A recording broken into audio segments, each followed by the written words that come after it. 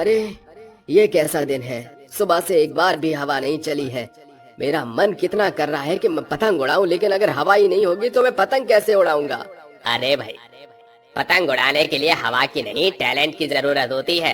अभी देखो मैं तुम्हें पतंग कैसे उड़ाकर दिखाता हूँ। हरिया इतना कहते ही पतंग उड़ाना शुरू कर देता है। देखते ही देखते उसकी पतंग आसमान में बहुत ऊपर उड़ने लगती है, जिसे देख केशव हरिया से कहता है, अरे वाह, क्या बात है, तुम्हारी पतंग तो आसमान में बहुत ऊपर तक उड़ रही है। काश ऐसी पतंग उड़ानी मुझे भी आती। अरे मैं पतंगों का तो बहुत बड़ा शौकीन हूँ, बचपन से यही काम तो मैंने किया है। अब देखना मैं दूसरों की पतंग कैसे काटूंगा। ऐसा कहकर हरिया पतंग काटने की कोशिश करता है, लेकिन तभी अचानक से उसकी पतंग खुद ही कट जाती है, जिसे देखकर केशव और हरिया दोनों ही हैरान रह जाते हैं। तभी केशव कहता है, अरे हरिया भैया, देखो तुम्हारी पतंग कट गई। अरे ऐसा कैसे हो सकता है, मेरी पतंग तो सबसे अलग थी और मेरी पतंग के पास तो कोई पतंग भी नहीं थी। तभी आसमान में काले रंग की एक पतंग उड़ती हुई दिखाई देती है, जिसके अंदर एक चुड़ैल का मुंह बना होता है। चुड़ैल के मुंह से आवाज आती है,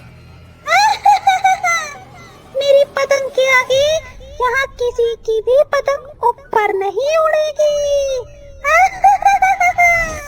तभी अचानक से पतंग गायब हो जाती है और धीरे धीरे आसमान में जितनी भी ऊंचाई पर पतंगें उड़ रही थीं, चुड़ैल की पतंग उन सभी को काट देती है। जिसके बाद एक छत पर से चुड़ैल अपनी पतंग को उड़ाते हुए गांव के लोगों को दिखाई पड़ती है।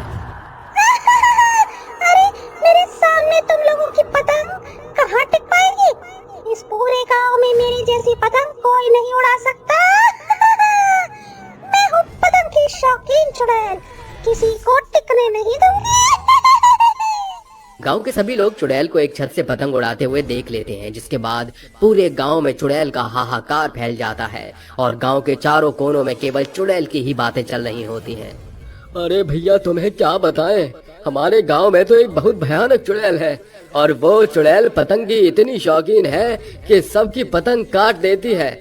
आसमान में केवल उसकी भूतिया पतंग ही दिखाई देती है।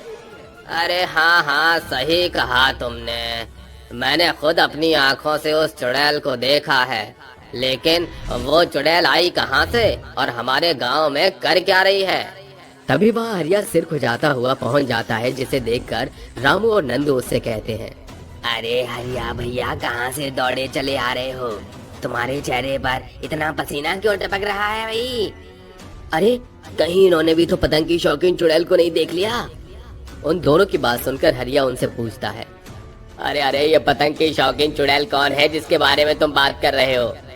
तभी नंदू और रामू हरिया को गांव की पतंग की शौकीन चुड़ैल के बारे में बताते हैं, जिसे सुनकर हरिया उन दोनों से कहता है, ये क्या, मेरे होते हुए इस गांव में दूसरा पतंग का शौकीन कैसे हो सकता है? इस चुड़ैल की बच्ची को तो मैं देख लूंगा। इसका मतलब ये सब चुड़ैल ने ही किया था। चुड़ैल से तो मैं बदला लेकर ही रहूंगा, फिर चाहे कुछ भी हो जाए। अरे कैसी बातें कर रहे हो हरिया भाई साहब, भला तुम कहाँ चुड़ैल के सामने टिक पाओगे?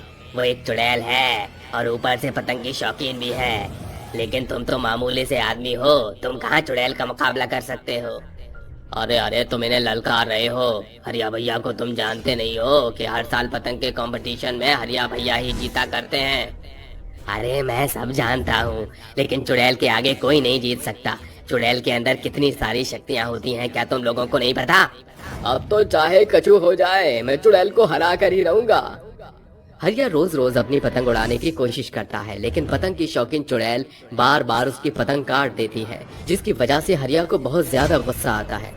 अच्छा, ये चुड़ैल ऐसे नहीं मानेगी, अब तो मुझे कुछ करना ही होगा। जब जब हरिया की पतंग कटती, तब तब हरिया को चुड़ैल एक छत पर से पतंग उड़ाते हुए दिखाई देती। इस बार जैसे ही हरिया की पतंग कटती है, हरिया चुड़ैल को देखते ही उसे ललकारना शुरू कर देता है। अरे अरे चुड़ैल की अम्मा, अगर तुझे पतंग उड़ाने का इतना ही शौक है तो एक काम कर, मुझसे कंपटीशन लगा ले। अगर तू जीत गई तो मैं जिंदगी में कभी भी पतंग नहीं उड़ाऊंगा, लेकिन तू हार गई तो तुझे ये गांव हमेशा के लिए छोड़कर जाना पड़ेगा।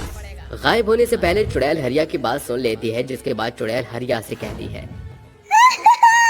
तू मुझसे कंपटीशन लगाएगा? क्या तुझे नहीं पता कि मैं पहले ही पतंग कंपटीशन में 100 मेडल ला चुकी हूँ? लेकिन कोई नहीं, तुझे हराकर मुझे बहुत मजा आएगा। कल ही हमारे गांव में हम लोग पतंगबाजी का कंपटीशन रखेंगे, जिससे ये साबित हो जाएगा कि हम दोनों में से सबसे ज्यादा पतंग का शौकीन कौन है? मुझे सब मंजूर है, तुम बस कल हारने की तैयारी कर लो। कल तो मैं ही जीतूंगी। मेरे अलावा इस गांव में कोई भी पतंगबाजी का शौकीन नहीं हो सकता। ऐसा कहकर चुड़ैल वहाँ से गायब हो जाती है। वहीं दूसरी तरफ गांव के सभी लोग चुड़ैल और हरिया की पतंग कंपटीशन का इंतजार करते हैं। अगले दिन जैसे ही सवेरा होता है, गांव के सभी लोग पतंग कंपटीशन की तैयारी में लग जाते हैं। जिसके बाद एक तरफ एक छत पर हरिया खड़ा होता है, दूसरी तरफ चुड़ैल अपनी भूतिया पतंग के साथ खड़ी होती है। तभी गांव का एक छोटा सा बच्चा एक सीटी बजाता है, जिसके बाद दोनों अपनी पतंगों को उड़ाना शुरू करते हैं। आज तो मैं ही जीतूंगा और तुझे इस गांव से हमेशा के लिए भगा दूंगा। बिल्ली के सामने चूहा आखिर जीत कैसे सकता है? आखिर मैं बिल्ली चूहे को खा ही जाऊंगी। देखते ही देखते हरिया और चुड़ैल दोनों ही आसमान में पतंग को उड़ाने लगते हैं। दोनों की पतंग आसमान में ऊंचाई को छूने लगती है।